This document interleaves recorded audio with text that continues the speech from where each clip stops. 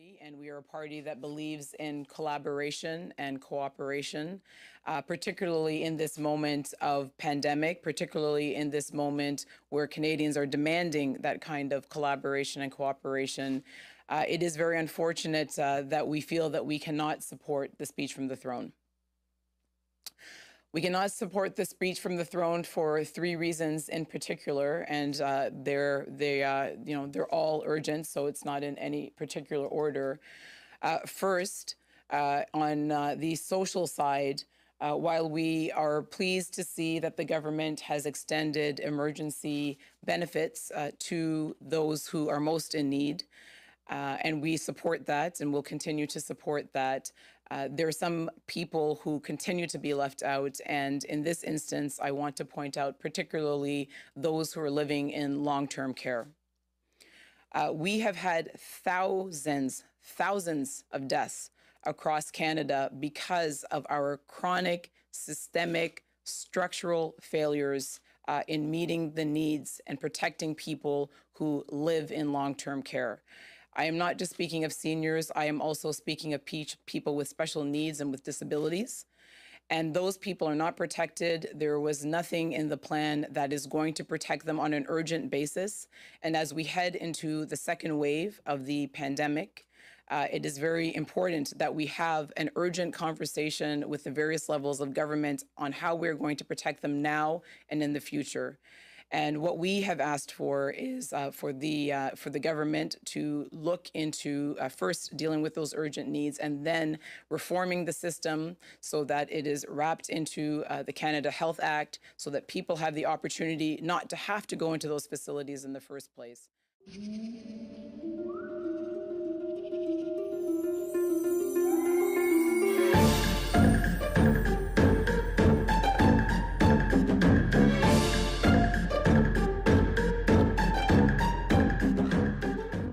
Enable us to produce up to 24 million doses annually.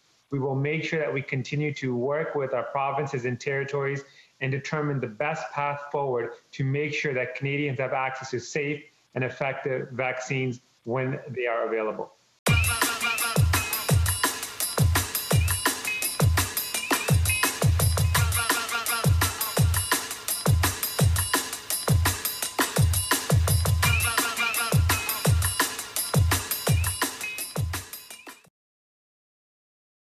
The spouse of the Prime Minister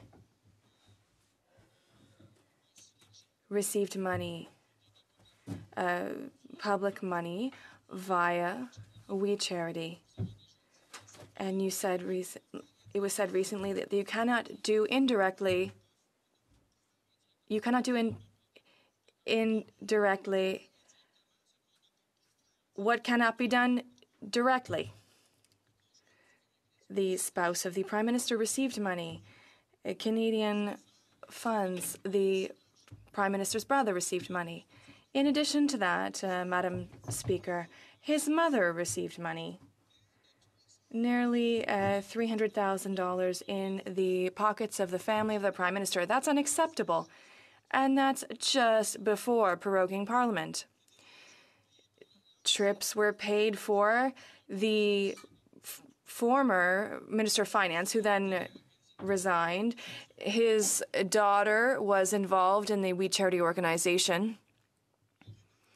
Rumors indicate that We Charity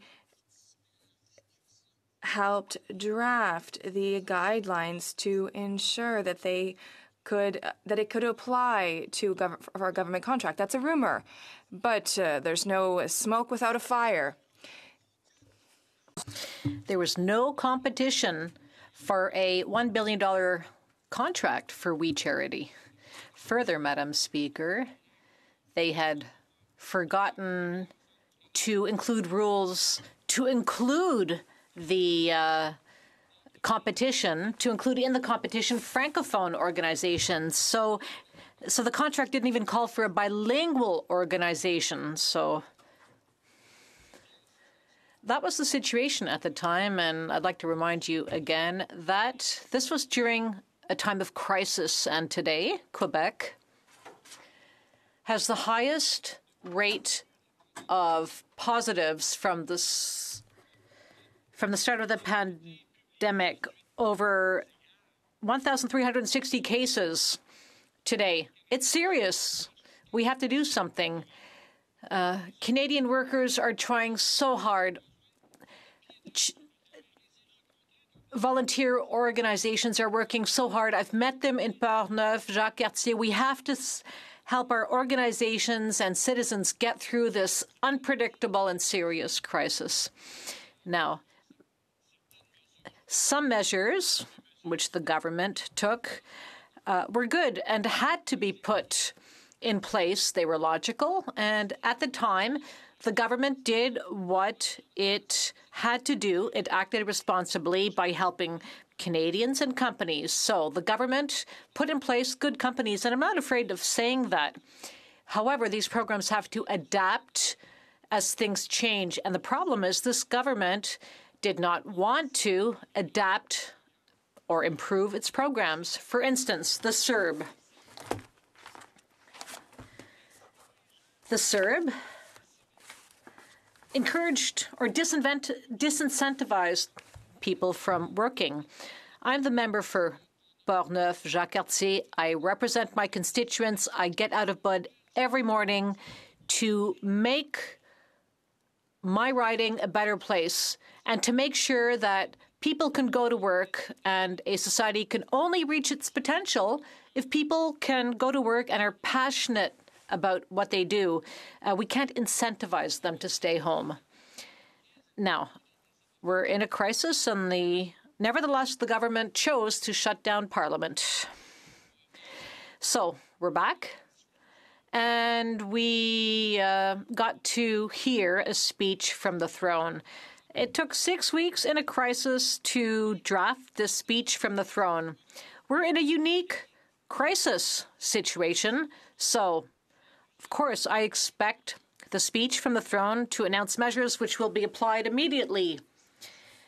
I expect the speech from the throne to propose solutions to help Canadian workers, to help Canadian businesses, seniors, persons living with disabilities.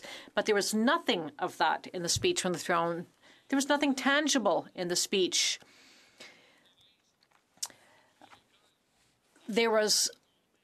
Money had already been announced for the provinces to help them with the back-to-school season.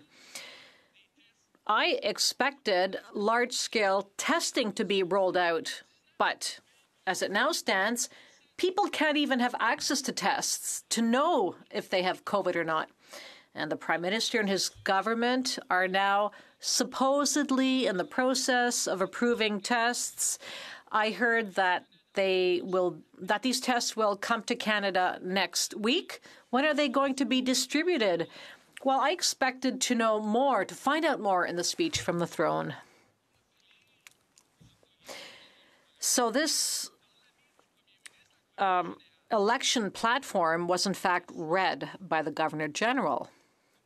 And afterwards, the Prime Minister, and don't forget, we're in a crisis. Things are serious. The Prime Minister asked to speak in prime time on TV.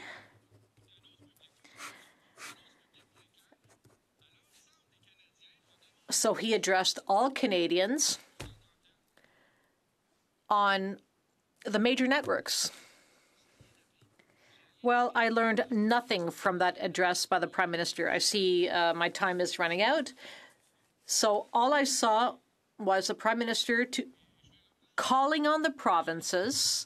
He looked into the camera and he said that long-term care homes would have to change to better protect seniors. But what's changed since he gave this address in prime time? Nothing has changed. I expected to hear a concrete plan. Germany, France, and South Korea have all rolled out tangible plans. I want to be proud to be Canadians. I want to be able to hold my head high, knowing that the government has done what it could to help Canadians. During the world economic crisis, Prime Minister Harper made sure Canada got through that crisis. We got through well, and I'm proud of that.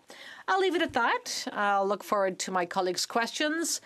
All this to say that I expected a lot more from the speech from the throne, and you can probably guess that I will not support the speech from the throne on the vote tonight. Madam Speaker, since day one, this government has actually been working with Canadians, different levels of governments, non-profit organizations, understanding and appreciate the difficult times in which this pandemic is putting all of us in. And when I look over the last 6+8 months, I have seen a great deal of cooperation from the individual to the group to the different levels of government. We see that in terms of the Restart program, where we had the federal government working with provinces to ensure that the interests of our Canadians are being served in all regions of our country. The throne speech is a document that provides a very strong and clear action and a vision going forward in dealing with the pandemic and minimizing the negative impact of the economy. I'm wondering if the member has actually read through the throne speech, and if he has read through the throne speech, he might want to consider making some of the statements he's made previously.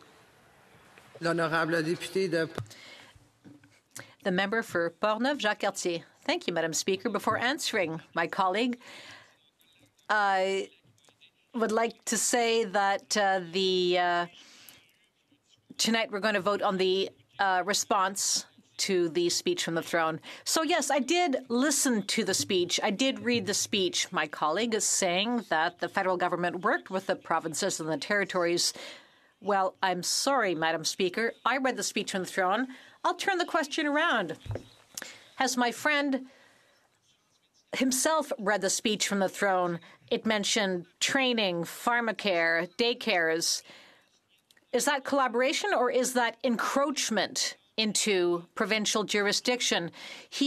The Prime Minister doubled down during his address on primetime TV. He talked about protecting seniors in long-term care homes. Well, since he gave that address to the nation, what's happened? Nothing. We're in a crisis. And this is my response to my colleague, whom I respect very much, the member for Repentigny. Thank you, Madam Speaker. At the end of his speech, my colleague opened the door and talked about the economic recovery from 2008-2009. Don Drummond, an economist and professor at Queen's University, said that the measures back then had been passed quickly, but that there were no long-term benefits for the country. So given that fact, does my colleague have any ideas how this time we can help the economic recovery have long-term positive effects? The member for Portneuf-Jacques-Cartier. Well, in response to my colleague, all I can say is we're in a crisis and we need quick solutions. We need quick, efficient solutions. At the time of the world economic crisis, we got through this crisis, and we were the first G7 country to have come through it well. We were a leader back then. But today, Madam Speaker, I don't understand what my colleague is referring to, because when the Liberals were elected, they took power when there was no deficit. So the Conservatives had left our country our country's finances in a good situation. What I worry about is that our Minister of Heritage has said it doesn't matter if we have to wait another 3 or 4 months for the government to present a plan. That time will not make a difference. That worries me. The honourable member for Rosemont-La Petite Patrie. Thank you, Madam Speaker. I'm surprised at what my Conservative colleague is saying. He seems to be dismissing programs like pharmacare, which will be good for Canadians.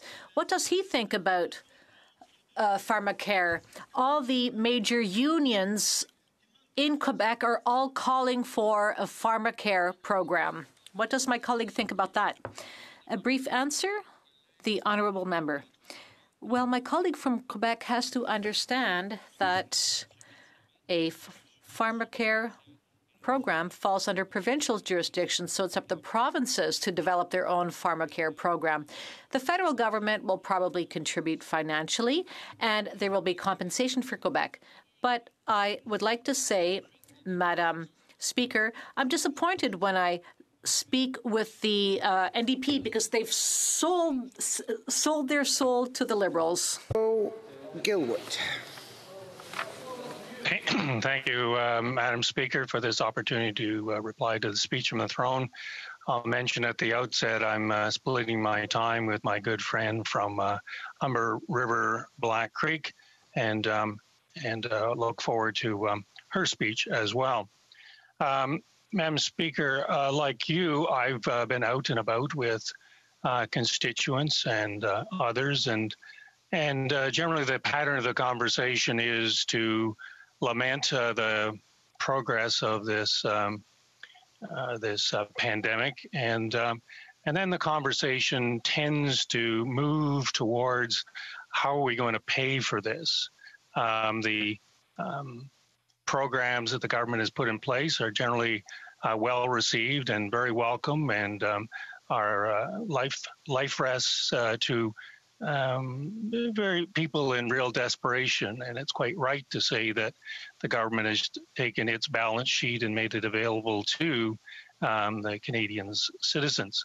Nevertheless, there is going to be a day of reckoning. And if I may, Madam Speaker, focus a bit on the necessity of fiscal anchors. But before I do, I just wanted to point to the central truth of the speech from the throne.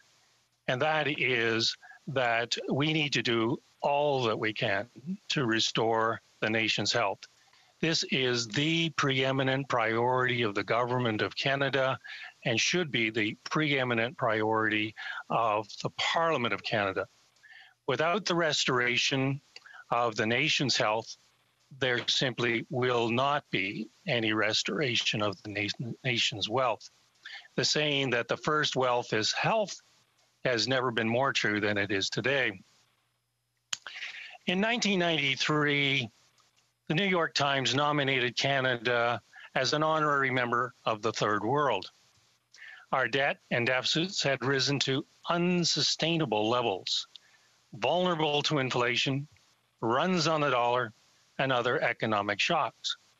In 1997 through to 2006, the Chrétien and Martin governments paid down the national debt by something in the order of $100 billion, taking the debt to GDP ratio from north of 65% to somewhere in the order of 25%. Fiscal discipline and a robust economy allowed Canada to exit its honorary status as a third world nation and become the envy of the G7, the G20, and other OECD economies. We have been living on that legacy ever since. The emergence of COVID-19 has driven our debt to GDP much higher, and it's now in the range of 49%. Recently, the Parliamentary Budget Office issued a fiscal update. It made three sobering assumptions. One, that there will be no widely available vaccine for the next 12 to 18 months. Two, current response measures will be withdrawn on schedule. And three, that the Bank of Canada will maintain a prime rate of 0.25% through to 2023 and further maintain its program of quantitative easing. Between December 2019 and June 2020, Canada's real GDP collapsed by 13.4%, and the PBO doesn't expect it to recover to the December 2019 levels until March 2022. As the GDP goes, Madam Speaker, so also go the revenues of the government. I appreciate the PBO's candor and recognize that all projections, whether they're from the Department of Finance or the PBO, are subject to some very significant caveats. Madam Speaker, Canada is a trading nation. It's both a strength and it's a vulnerability. Our most significant trading partner has been in turmoil for the last 4 years. We might all hope that November 3rd might bring a more stable and predictable relationship, but we can't count on it. Our number 2 trading partner, China, seems to be determined to turn Canada into a vassal state, kidnapping Canadian citizens, making arbitrary trade decisions, practicing a hectoring diplomacy, and introducing mass surveillance, all of which makes the Chinese Communist Party an unreliable partner. The pandemic has woefully exposed our dependence on any supply chain that runs through China.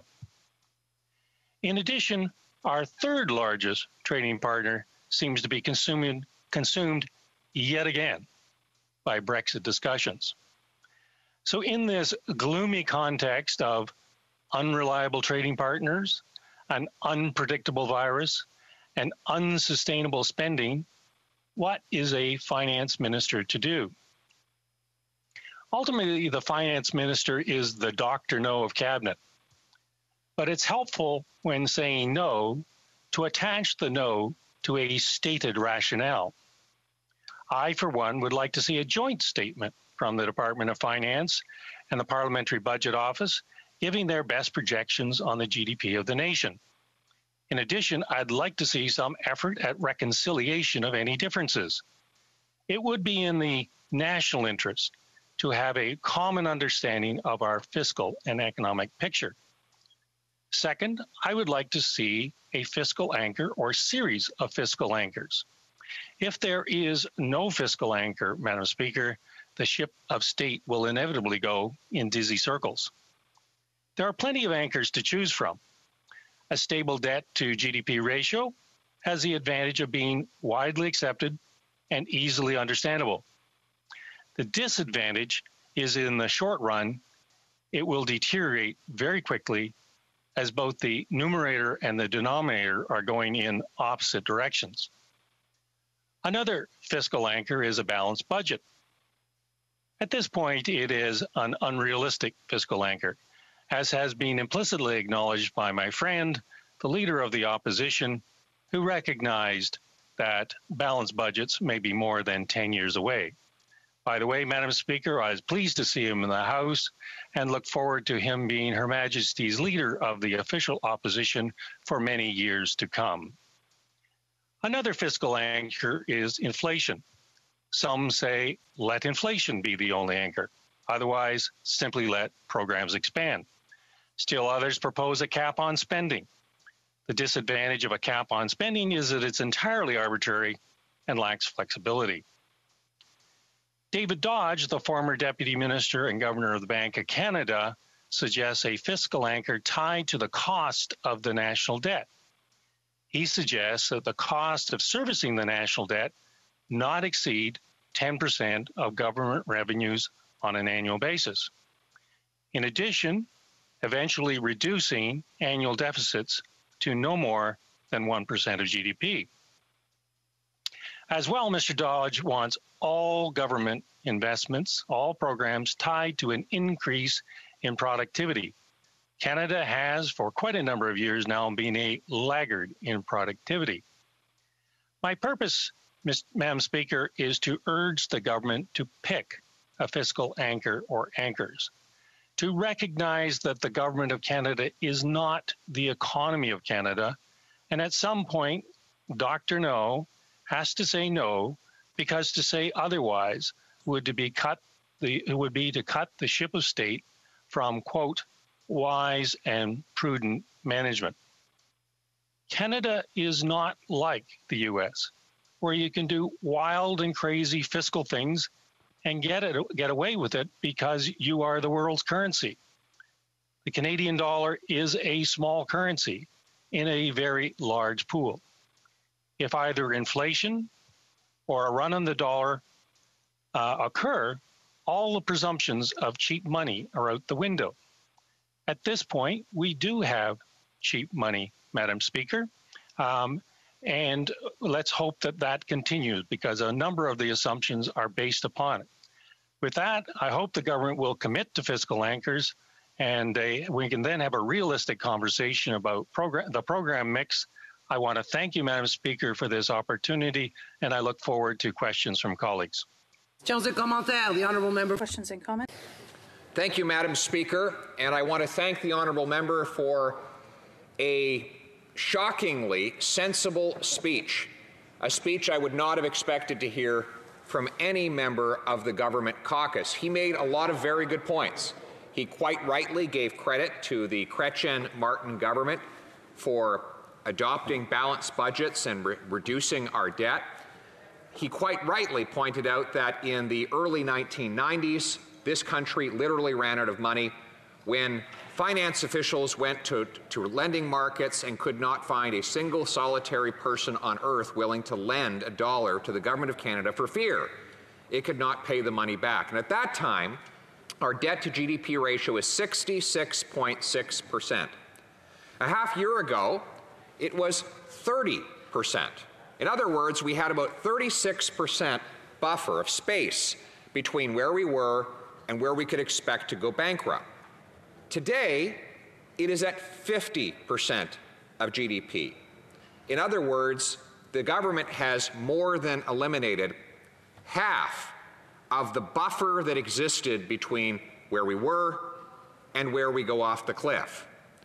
That means the trajectory that we are on is not sustainable. The problem with cliffs is that while you approach them gradually, you fall off them suddenly. And once you're off the cliff, it is too late. Will the honourable member agree with Her Majesty's loyal opposition that a firm and clear fiscal anchor is necessary and necessary now? The honourable member for Scarborough-Guildwood. One always has a degree of trepidation when one is being complimented by the member from Carleton. However, his numbers are accurate, and I was trying to make the case that we do need to articulate a fiscal anchor or anchors. Without those fiscal anchors or anchors, we will simply pile up debt.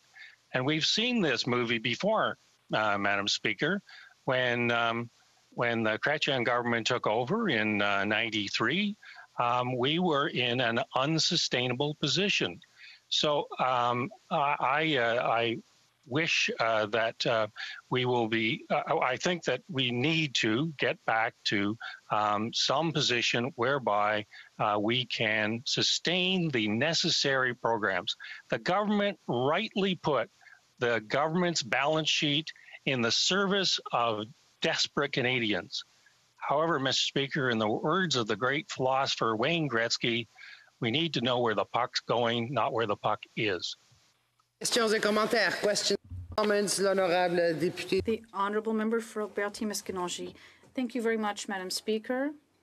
My Conservative colleague forgot an important point in terms of spending levels, and we're starting to think about what the impact of this spending will be. My Liberal colleague in his speech said, yes, we're helping Canadians, but there's something that's bothering us a lot at the Bloc. The Trone speech created two classes of seniors that don't want to increase OAS for seniors over 75 years of age. How does he justify such a position, this unacceptable position, because in terms of smart spending, this is a good one. This is money people need. Seniors will spend this to improve their quality of life and make our system work. So that's how we have to spend, Madam Speaker. Scarborough-Guildwood.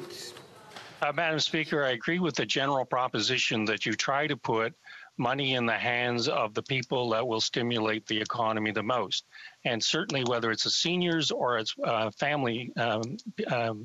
poor people with families, that's probably the best spending that the government can do. In my own riding of Scarborough-Guildwood, Madam Speaker, we as a riding are the #1 recipient of the Canada Child Benefit. All of that money goes directly to food, to clothing, to transportation, and goes directly into the local economy. So insofar as any program generates funding to go directly into the hands of poor Canadians, I'm in favor of it. Reprise du débat. Resuming debate. The honourable member for Humber River, Black Creek. Thank you very much, Madam Speaker. It's great to see you again in the chair, and very interesting to follow my colleague. I think he pointed out some of the financial challenge that the country is going to face. I'm going to talk about my constituents and the people of Canada that are benefiting as a result of those investments. So as you heard, we are experiencing unprecedented times around the world. The pandemic has been a true test to all Canadians, from public health measures keeping us from our loved ones to widespread business closures and layoffs threatening our livelihoods. We are in the fight of our lives, and we're not out of the woods yet. The last 6 months have shown just how important it is to come together to support each other through these trying times. Now, as the second wave has arrived, we must do everything we can to flatten the curve and help bring this virus to an end. We flattened the curve once, we can do it again, because we're all in this together. So it's clear to me that the impacts of COVID-19 are going to be felt for generations. In order to rebuild a stronger Canada and ensure the safety of Canadians, we must look to the future and take some bold action to protect everyone. A speech from the throne is an opportunity for a government to step back, take stock of where we are, and set out the priorities of where we want to go to come through this in a positive way. It's an opportunity for parliamentarians to discuss, debate the role and the direction of the government. And I know that this government will help Canadians across the country. That's what we're committed to do. I'd like to take this opportunity to highlight a few aspects of the throne that clearly will help assist the residents of Humber River Black Creek. We all know, and we continue to lecture, wear a mask, wash your hands, and keep our distance. Not easy things, but something that's inevitable that we have to do to save us from the epidemic. But most importantly, we must make sure that Canadians will be able to get a vaccine once it is ready. It's going to take all of us working together to keep each other safe and to beat this virus. I've had to make multiple requests for multiple test sites in my riding, as unfortunately it is a hot spot. And I was pleased that we were able to set up the Humber River Hospital site, as well as the Church Street site, Gordon and Irene Risk Community Center, and several other places as temporary places to get testing done, until we can ensure that everybody gets a test when they need it and gets their results in a timely fashion. And that's the key, is the timely fashion. We're not going to be able to end this pandemic. Contact tracing and testing are paramount. And I know that our government is committed to work with the municipalities and the province to achieve this goal. I don't want anybody turning away that needs a test. I know that my constituency staff have done a wonderful job and have received a number of positive calls from constituents and business owners expressing their gratitude for the various programs our government has created, because without that, they would never have been able to make ends meet. The SERVE program has provided immense assistance and relief to the constituents of my riding, and I'm immensely grateful, frankly, to the government to creating programs that were very much needed. Let me give you a few examples. My office staff helped a young single mother with 2 kids under 5. She was laid off in March because of COVID-19, living on her own, managing everything without help. When my office first spoke to her, she really didn't have any faith that the government would help her. Well, she applied for SERVE and waited for it to come through. Well, it came through just in time for her to pay the rent. Wow. My office was able to assist this young woman successfully. She received her CERB payment, a true success story for that particular moment. The last conversation that I had with this constituent, she had restored her faith in government and said, "Thank you very much." The young woman's gone back to work and remains grateful for the assistance she received from my office staff every day.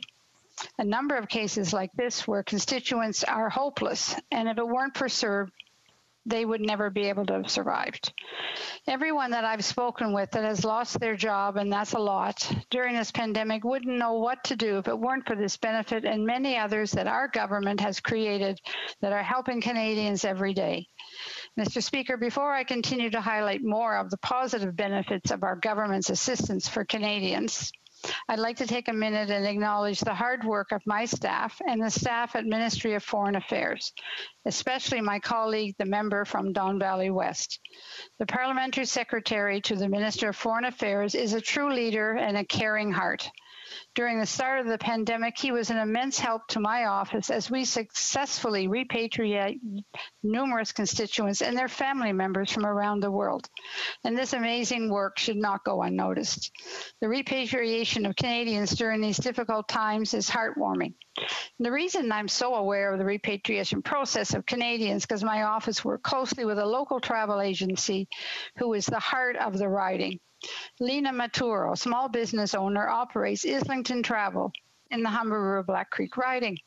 She's experienced many ups and downs during this pandemic.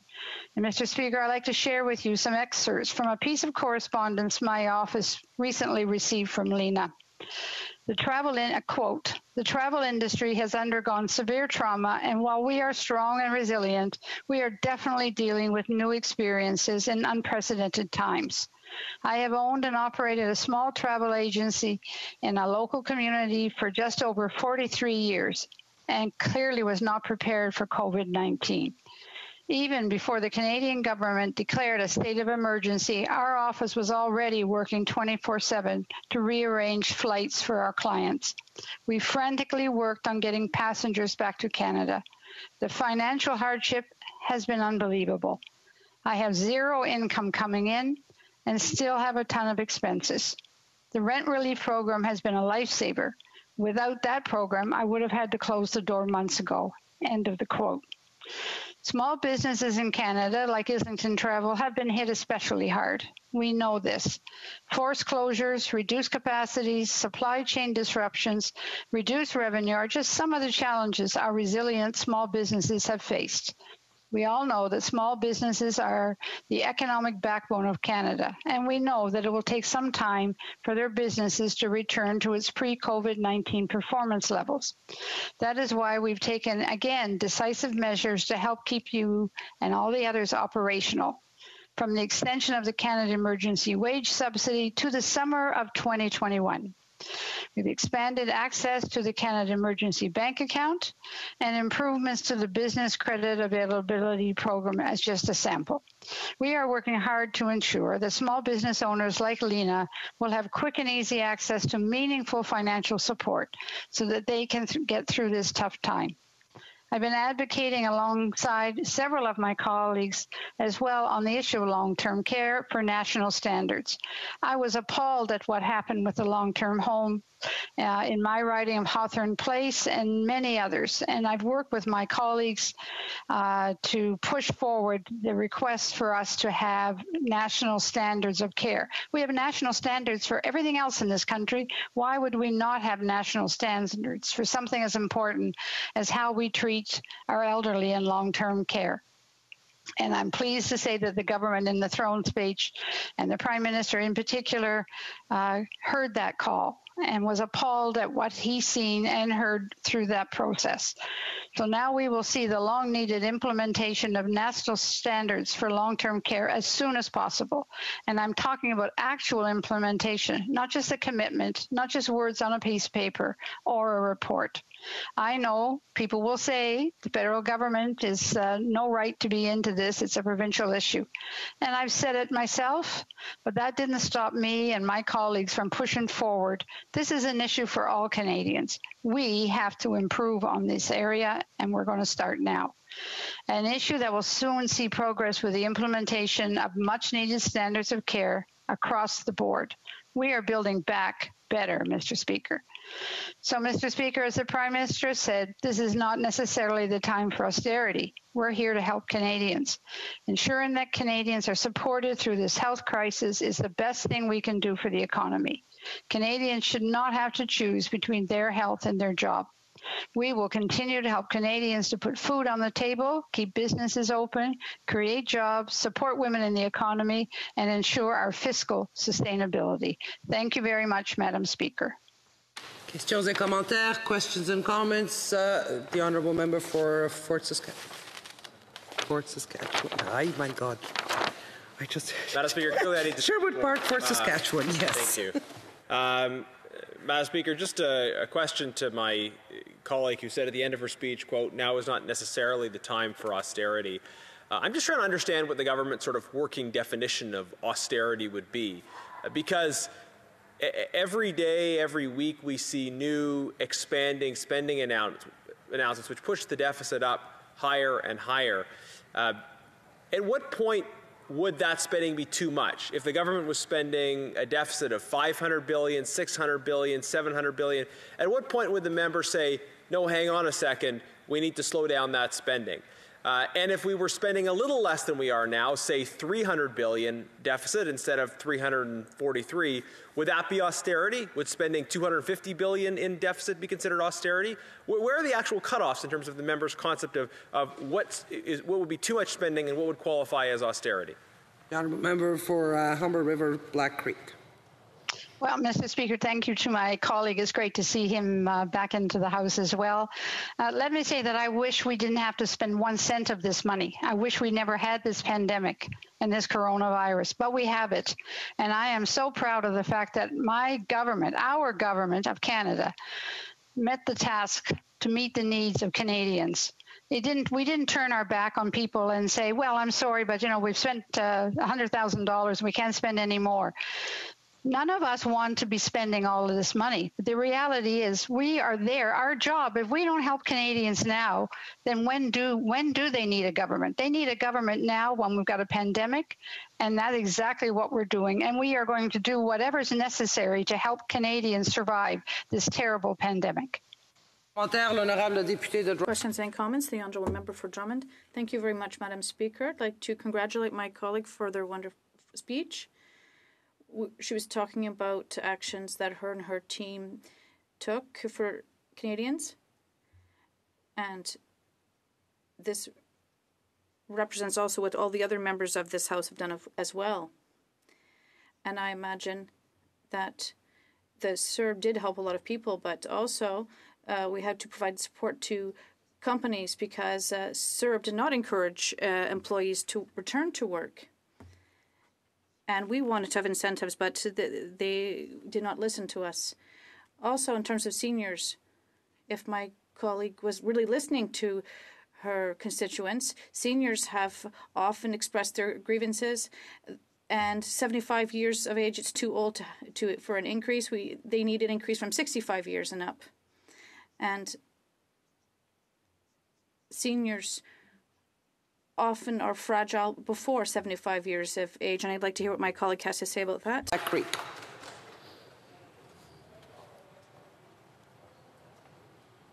Thank you very much, Madam Chair. Thank you for the question from my colleague. Let me say that, of course, we had given all seniors approximately $1,500 of extra support that they needed through this difficult time as well. And when we're trying to balance out what we can do with a reasonable amount of money, trying to increase the pension from 65 and on in enough that would really help many of those seniors, we utilize the GIS program and trying to utilize that to the best. But we did make a commitment. We know that when you get to be 75, for many of these seniors, it becomes very difficult for them. There's an increased amount of expenses at that time.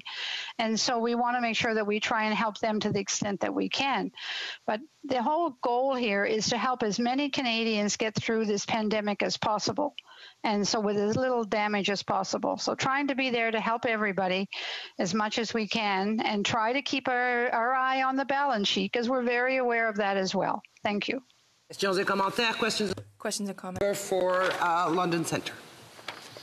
Very much, Madam Speaker. Hamilton Centre, to be clear, through you to the Honourable Member. The Honourable Member's speech actually sounds as though it'd be a speech at the beginning of a pandemic, not 7 months later when they talk about the positions that they were going to have for creating a national standard of care. You'll recall as New Democrats, we called for this. Many Liberals said we were absurd, and yet here we are 7 months later, 10,000 deaths. 80% of which are tied to long-term care facilities. Why won't this government, Madam Speaker, commit to taking profits out of the health care as it relates to our seniors in long-term care? The Honourable Member for Humber River Black Creek, very quick answer, please. Thank you to my colleague. I'm glad to hear his enthusiasm. I am sure that he will work with us and the provinces throughout Canada and the territories to ensure that sooner than later we get national levels of care that we can all be proud of as to how we treat our seniors. Thank you. Prise du débat, l'honorable. Resuming debate, the Honourable Member for Repentigny. Thank you, Madam Speaker. I would like to say, first of all, that I will be sharing my time with the Member for Saint-Hyacinthe-Bagotte.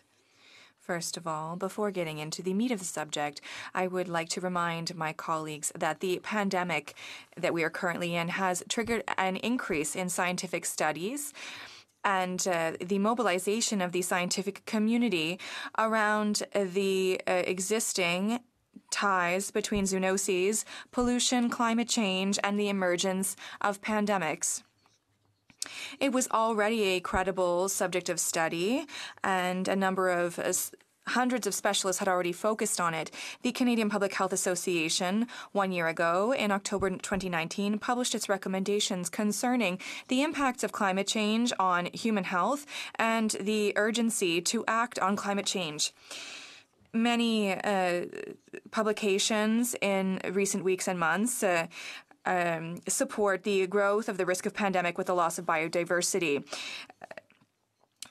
Global warming is changing temperate zones, and like with Lyme disease, other zoonoses can arise. Protecting biodiversity is not an ambition of dreamers. It is the cornerstone of an effective strategy for dealing with the consequences of climate change.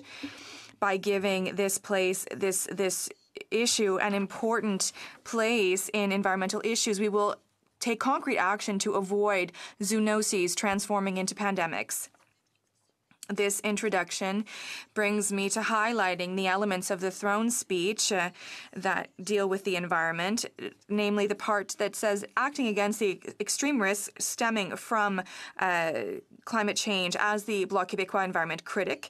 And this has been eclipsed since mid-March.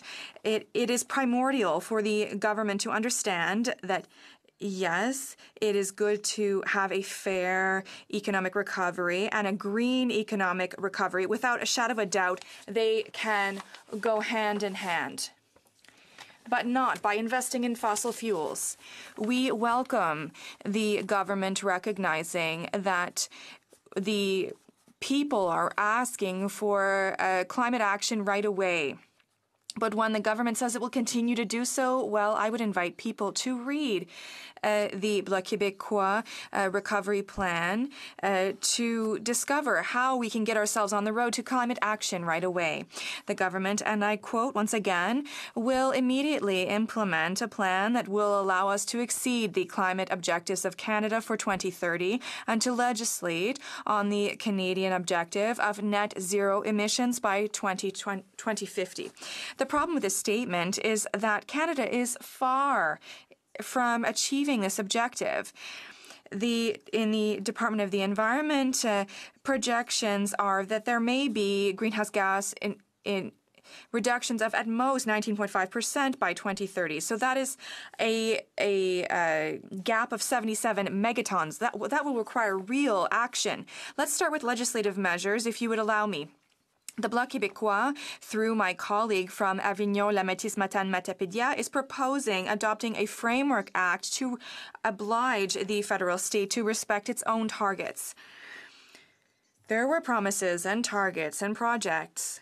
And we see also that the international community is critical of Canada's inaction on the Paris Agreement.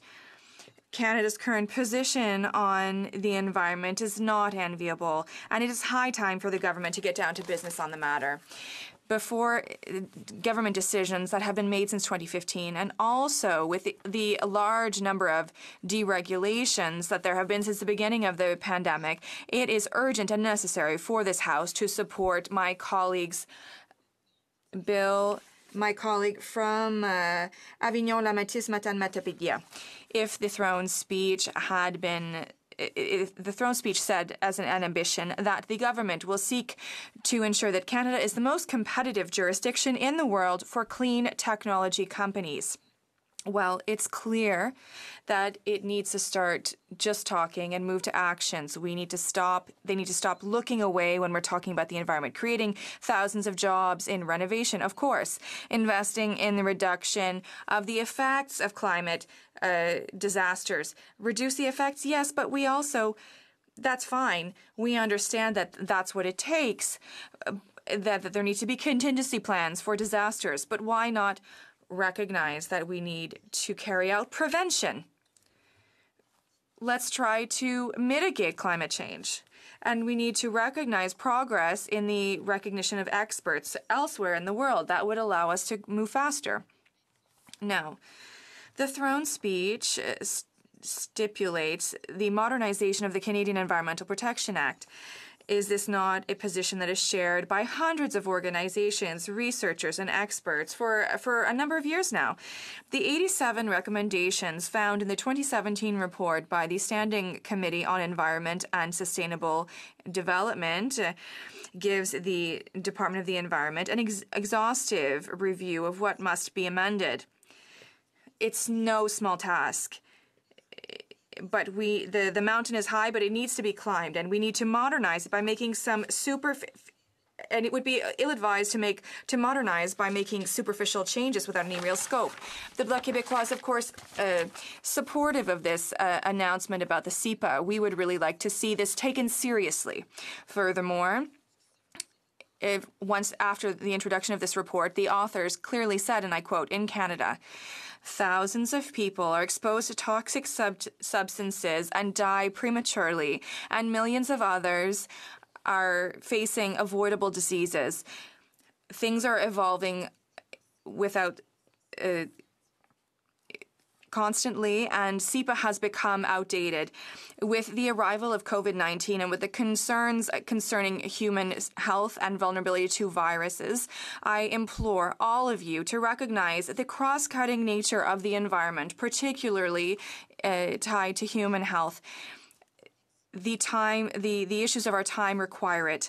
Another possible legislation, a net zero act inspired by the Californian model, is a very serious avenue that could yield true positive effects on pollution, human health, and greenhouse gas emissions.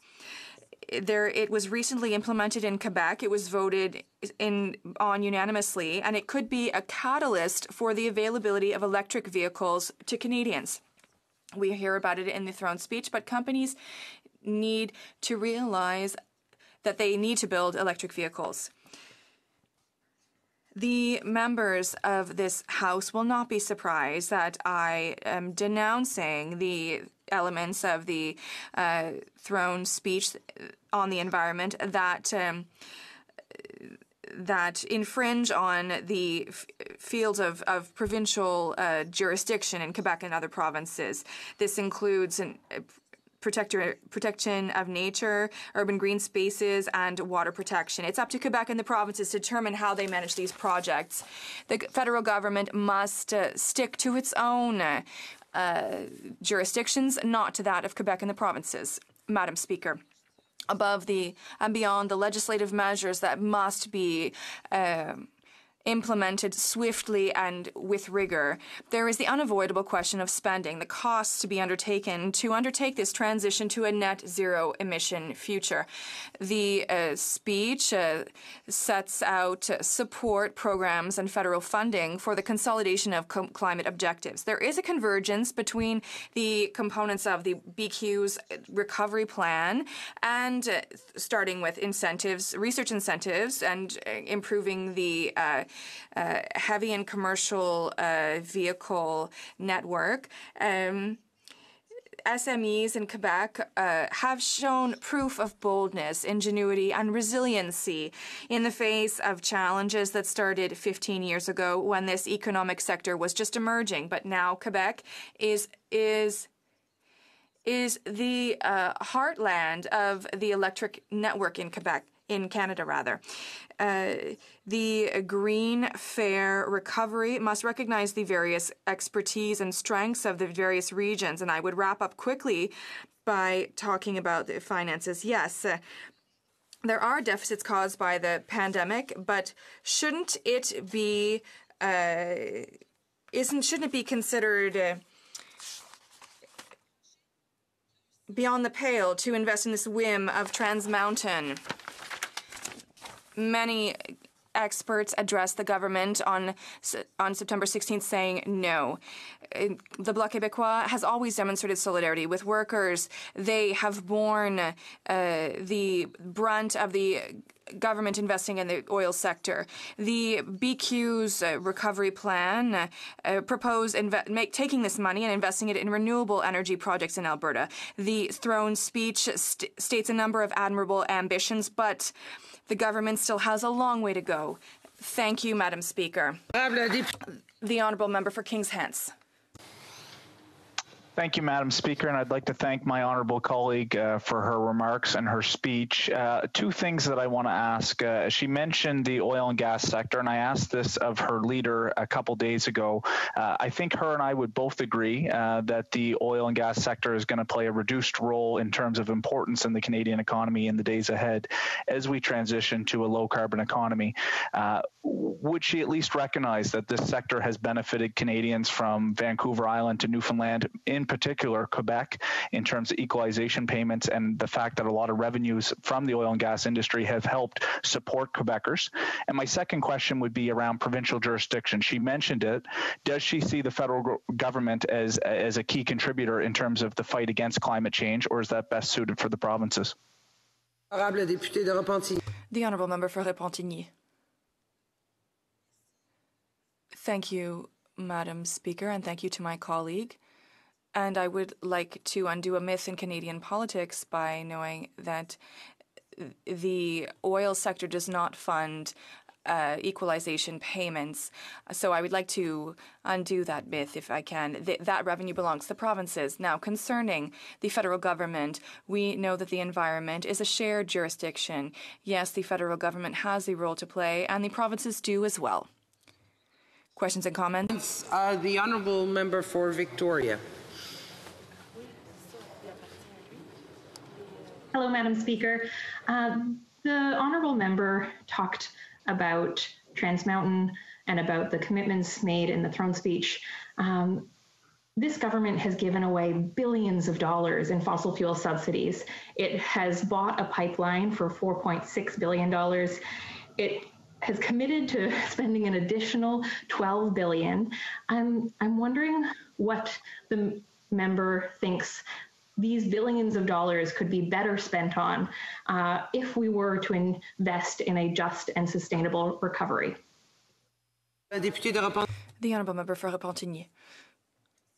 Thank you, Madam Speaker, and my colleague will not be surprised when I say that we think it is time to put an end to subsidies to fossil fuels, because we know, well, listen, I'm not the only one saying it. Out of the G20, Canada is the champion of per capita greenhouse gas emissions. It is time to act. There have been fires in BC. We see them south of the border in California. In other parts of the world, there are floods. Fossil fuels must remain in the ground. It has been said many times by most stakeholders on the international scene who work on the environment and climate change. The Honourable Member for Saanich Gulf. Merci, Madame la Présidente. Thank you very much, and thank you to my dear colleague, the member for Repentigny. We worked together, Madam Speaker, in the negotiations on climate change, and we are on the same page on the urgency of climate change. And the reality is that the government in the throne speech did not make obligatory commitments to reduce greenhouse gas emissions to avoid the worst threats to our civilization. My colleague and my friend, I will ask, what does she think about the throne speech?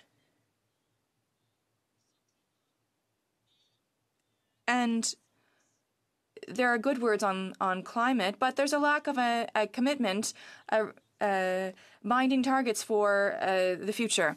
The Honourable Member for Repentigny. Thank you, Madam Speaker. I salute my colleague and friend from Saanich Gulf Islands. Yes, the throne speech, well, it has some broad ideas. There are no precise plans. I have been sitting here since 2015, and we haven't heard. We need a concrete plan. We need something that is binding, and that is what my colleague tabled, a bill to oblige the government to respect its own targets and to respect its commitments to the Paris Agreement, because on the international stage, we see that people are not fooled by what they're hearing. They want concrete actions, and they see that there is inaction on the climate in Canada. So there is a lot of work to be done on this matter. Resuming debate. The Honourable Member for Saint-Hyacinthe-Bagotte. Thank you, Madam Speaker. During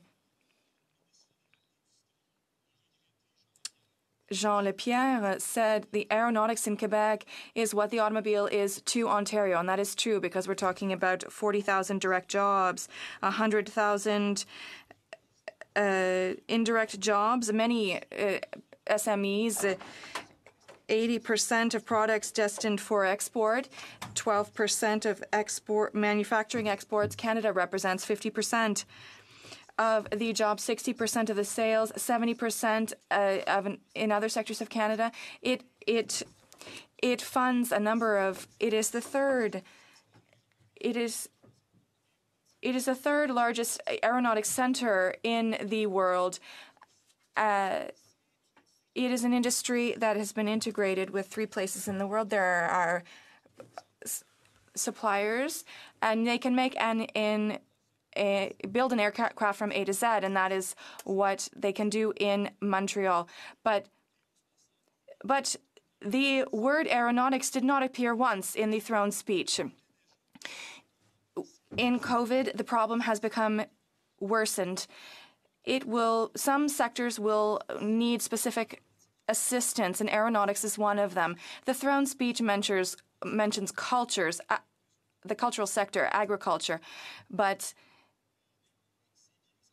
it's good that these things are mentioned. However, the aeronautics industry is probably one of the most important industries in Quebec. Air transportation, as we know, are the number 1 clients of the civilian aeronautics. They're in difficulty. There is no maintenance. There's no replacement parts. There are not many new aircraft being ordered, and that situation will endure for a number of years. Since spring, there have been 4,000 jobs lost in the aeronautics sector. The industry has resigned itself to building ties with the construction industry at the risk of losing its labor force. So there are SMEs that risk having to lock their doors. For years, we've said that we need an aeronautics policy. Now, what exactly does that mean? Well, I often talk about this topic, as have my predecessors. And all we're told is that the sector has already been helped. But having a policy is not the same as giving help once in a while. So let me explain what a real aeronautics policy looks like. And yet, this country does not have any national, or rather economic nationalism. It does not try to protect certain sectors. Aeronautics should be one of those sectors, because in all the countries which have a strong aeronautics sector, Canada is the only one which doesn't have an official policy. And that's why the Bloc is going to raise this issue at the Industry Committee so that we can work on a vision for this sector to force the government to have a policy. The aeronautics sector is an area which brings together all stakeholders, workers, governments, and the private sector. Ottawa does this for the auto sector. We also need specific policies focused on the aeronautics sector. Stakeholders need predictability so they can develop long-term plans.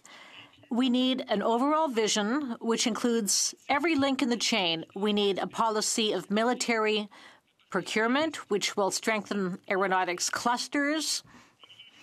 We need to review R&D support programs so they're better focused on the needs of the aeronautics sector. We need better credit for companies which want to buy domestically. It would have been nice to have the aeronautics sector mentioned in the speech from the throne. Take recycling. To cut maintenance costs, Air Canada has withdrawn 80 aircraft from its fleet, and they were sent to an aircraft cemetery in Arizona. But we think these aircraft could have been recycled at Mirabel, which is certified to do that. If Ottawa had decided to support Air Canada, it could have subjected environmental standards to these 80 aircraft. And hundreds of aircraft technicians could have kept on working instead of finding work elsewhere until COVID passes. When it comes to climate change, now, France gave Air France a $7 billion rescue plan with the condition that the fleet be made more environmentally friendly. Now, if we had done that, it would have meant more sales of the A220. It would have been the greenest aircraft in its category, and this would have been good financially for the country. Now, over the years, airlines have moved the heavy maintenance of their aircraft elsewhere. At the end of the year of Avios moved many jobs away outside of Quebec. Avio, which does aircraft maintenance. And Avio had asked for help. Well, Ottawa could have stepped in to help build up the sector. Now, there's a lack of cash, obviously, in the airline sector. Clearly, flying is down. But there's something the government could have done to help the 200 or so suppliers of aircraft parts. Now, if these companies have to shut down or slow down, it represents a loss of capacity for Canada to build an aircraft from start to finish. Like I said, there are only 3 places in the world which can fully build an aircraft, and Montreal is one of these places. It's got a very integrated aeronautics sector, and we need to support the sector. For the buyers of the A220, well, they're the ones who are actually flying those aircraft because they are perfect for flying in a pandemic. The A220 is the only aircraft that can change its oxygen in the air. Obviously, that's an advantage in a pandemic. Airlines which don't have cash are not taking the aircraft they've ordered because they don't have enough money to pay the balance. There are 5 of these aircraft that are waiting on the tarmac because the buyers don't have the cash to pay the balance for their orders, and the federal government could have stepped in and provided some cash. Now, take the military aircraft sector. So many of these civilian builders also supply the military. So logically, the military should be less dependent on economic cycles than other sectors. So the military could offer more stable revenues to the private sector, thus helping it to get through the crisis. Now, Ottawa is going to replace its aging CF-18s. If Ottawa supported local aircraft part suppliers, this could help the entire supply chain. Research and development. Now, the aeronautics sector, of course, is very research heavy. To design an aircraft can take between 10 and 15 years. And then, of course, the money invested in R&D will be recouped once an aircraft is sold. And that money will also help support R&D for the next generation of aircraft. And therefore, governments have to be on board from the very start. So as soon as the design of an aircraft begins, it should be supported. There's a debt and payment cycle in this sector. In a crisis, of course, these companies cut R&D first. That's a business decision. It makes sense. So tax credits for R&D are a good thing. However, tax credits are not the equivalent of cash, and these companies working in this sector need cash to get through the crisis. Obviously, we need better adapted programs. So R&D credits are good to develop new aircraft, but they're not available to companies that want to improve an existing aircraft. I'm so sorry, but your time is up. Already? Yep, already. We're moving on to questions and comments.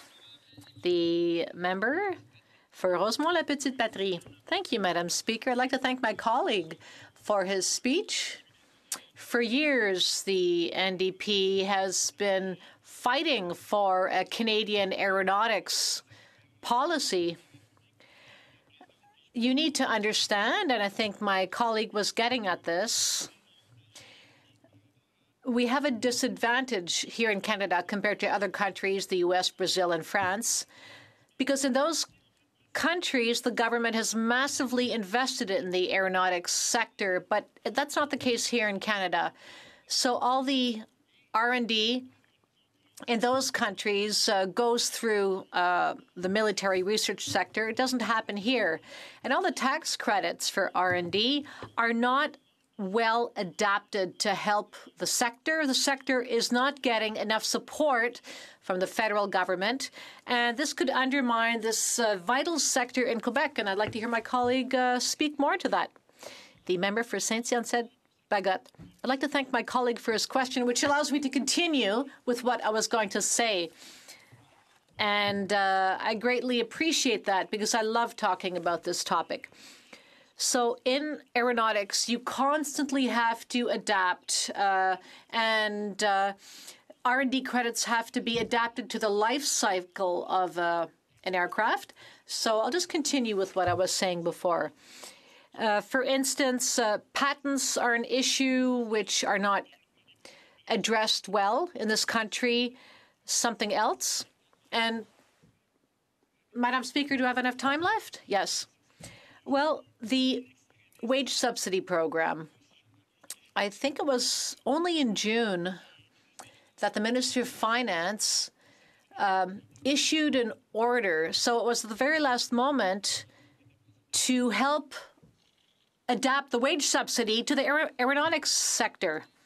The member for Abitibi-Témiscamingue. Thank you, Madam Speaker, and I'm sorry I'm not wearing a tie. I wasn't quite ready to speak, but actually, if you give me a minute, I will put on my tie. Oh, my God. I'll take another one. I'm sorry. I know this is going to be part of the blooper reel one day. Again, thank you, Madam Speaker. So when it comes to protecting our aeronautics companies, there's another issue. So just basically supporting all of our companies, can the member talk about the Canada Investment Act? Are our companies generally protected enough by the federal government? The member for Saint-Hyacinthe-Bagotte. I'd like to thank my colleague for his question, and I hope that he doesn't appear on the Infoman show this week. Now, when it comes to the Invest Canada Act, we'll have to keep an eye on that because that law is not adapted to today's reality. If certain transactions are big enough, they have to be approved by the minister. Is the act, does the law fall short? Probably. And I think that my colleague, who is a spokesperson for on the industry committee, I'm sure he will speak to that. Now, in the aeronautics sector, Quebec is very successful. Quebec has done everything to support our sector. Questions and comments? Westlock. Thank you, Madam Chair, and thank you to my honourable colleague for his speech. One of the things that I've been quite frustrated with is the Trone speech, as I'm sure he was, as the Bloc was not supporting of it. But the biggest thing that was the most frustrating for me was the time in which the House of Commons was prorogued. The timing of it was very suspect, and then when we'd seen the speech from the Throne, there was nothing new in it. I said to my constituents back home, I said, I expected a big, bold vision. I wasn't expecting that I'd agree with all parts of it, but I was expecting something new, something bold. There was none of that in there. And I was just wondering if the member could comment on both the boldness of the speech from the Throne and the timing. Thank you, Madam Chair. L'honorable député de Saint-Hyacinthe. The member for Saint-Hyacinthe-Bagotte. Briefly, please. Okay, briefly. Well, I'm sorry, that goes against my nature, but I'll do my best. In a previous speech last week, I had already denounced the speech from the Throne and what happened. It didn't make sense. That is,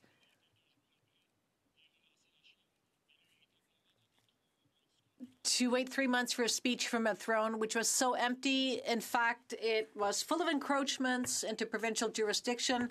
That was the content. But I agree with my friend that that speech was unacceptable.